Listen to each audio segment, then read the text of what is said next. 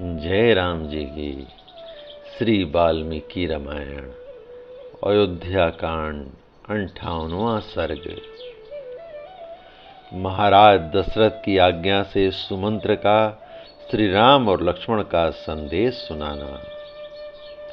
मूर्छा दूर होने पर जब राजा को चेत हुआ, तब सुस्थिर चित्त होकर उन्होंने श्री राम का वृतांत सुनने के लिए सारथी सुमंत्र को सामने बुलाया।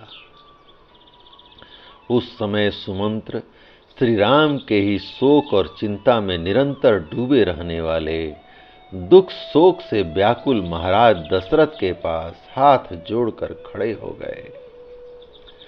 जैसे जंगल से तुरंत पकड़कर लाया हुआ हाथी अपने युद्धपति गजराज का चिंतन करके लंबी सांस खींचता और अत्यंत संतप्त तथा अस्वस्थ हो जाता है, उसी प्रकार बूढ़े राजा दशरथ श्री राम के लिए अत्यंत संतप्त हो लंबी सांस खींचकर उन्हीं का ध्यान करते हुए अस्वस्थ से हो गए थे। राजा ने देखा सारथी का सारा शरीर धूल से भर गया है। यह सामने खड़ा है, इसके मुख पर आंसुओं की धारा बह रही है और वह अत्यंत दीन दिखाई देता है। उस अवस्था में राजा ने अत्यंत आर्त होकर उनसे पूछा, सूत, धर्मात्मा श्री राम वृक्ष की जड़ का सहारा ले कहाँ निवास करेंगे? जो अत्यंत सुख में पले थे, वे मेरे लाडले राम वहां क्या खाएंगे? सुमंत्र, जो दुख भोगने के योग्य नहीं है, उन्हीं श्री राम को भारी दुख प्राप्त हुआ है। जो राजोचित सैया पर शयन करने योग्य हैं, वे राजकुमार श्री राम अनाथ की भांति भूमि पर कैसे सोते रहेंगे? जिनके यात्रा करते समय पीछे पीछे पैदलों रथियों और हाथी सवारों की सेना चलती थी, वे ही श्री राम निर्जन वन में पहुंचकर वहां कैसे निवास करेंगे? जहां अजगर और व्याघ्र, सिंह आदि हिंसक पशु विचरते हैं तथा काले सर्प जिसका सेवन करते हैं, उसी वन का आश्रय लेने वाले मेरे दोनों कुमार सीता के साथ वहां कैसे रहेंगे?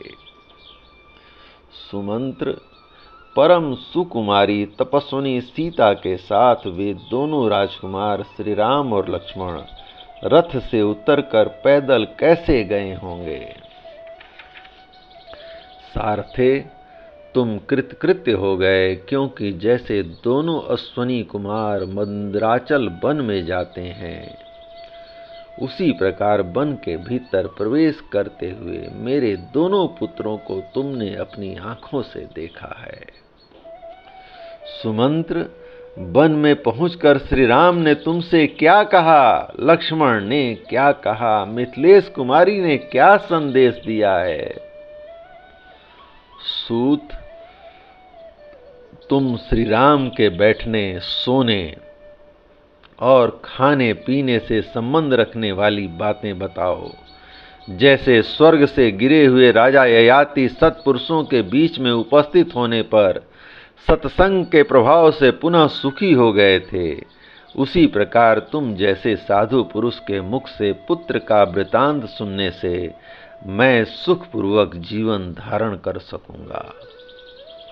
महाराज के इस प्रकार पूछने पर सारथी सुमंत्र ने आंसुओं से रूंधी हुई गद्य वाणी द्वारा उनसे कहा, महाराज, श्री रामचंद्र जी ने धर्म का ही निरंतर पालन करते हुए दोनों हाथ जोड़कर और मस्तक झुकाकर कहा है, सूत, तुम मेरी ओर से आत्मज्ञानी तथा वंदनीय मेरे महात्मा पिता के दोनों चरणों में प्रणाम कहना तथा अंतःपुर में सभी माताओं को मेरे आरोग्य का समाचार देते हुए उनसे विशेष रूप से मेरा यथोचित प्रणाम निवेदन करना।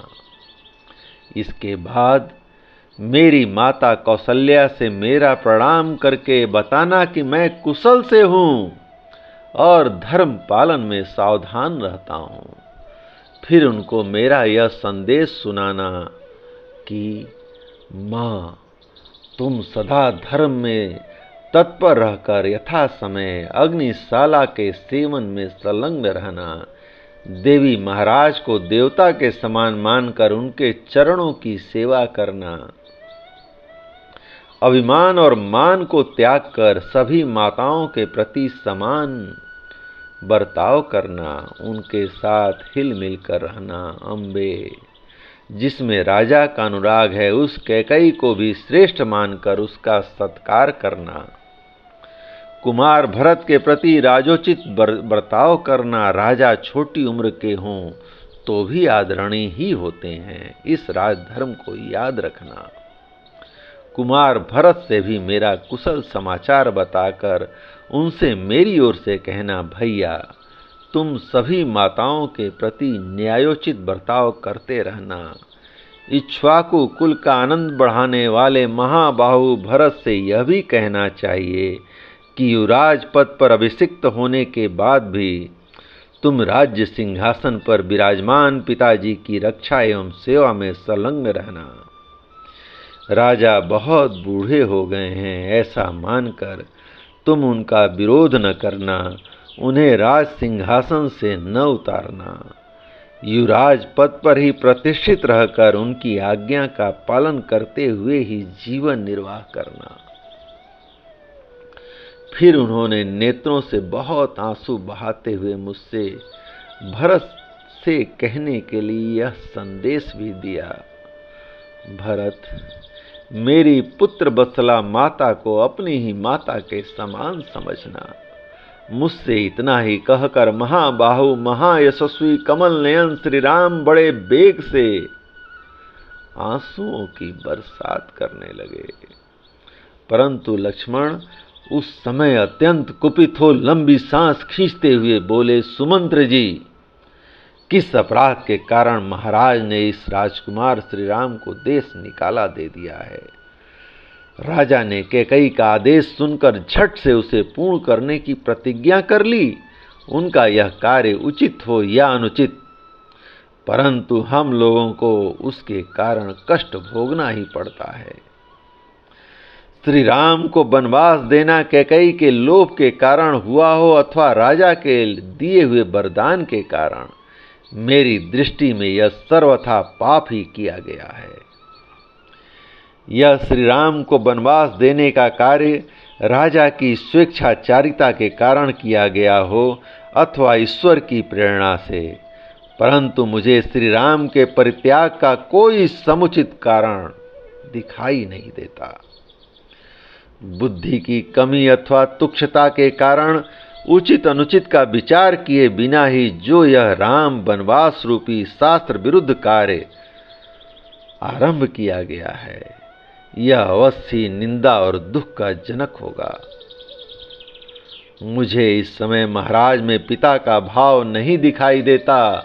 अब तो रघुकुल नंदन श्री राम ही मेरे भाई, स्वामी, बंधु बांधव तथा पिता हैं, जो संपूर्ण लोकों के हित में तत्पर होने के कारण सब लोगों के प्रिय हैं।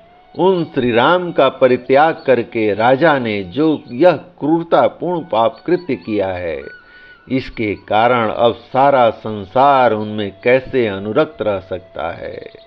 अब उनमें राजोचित गुण कहाँ रह गया है, जिनमें समस्त प्रजा का मन रमता है?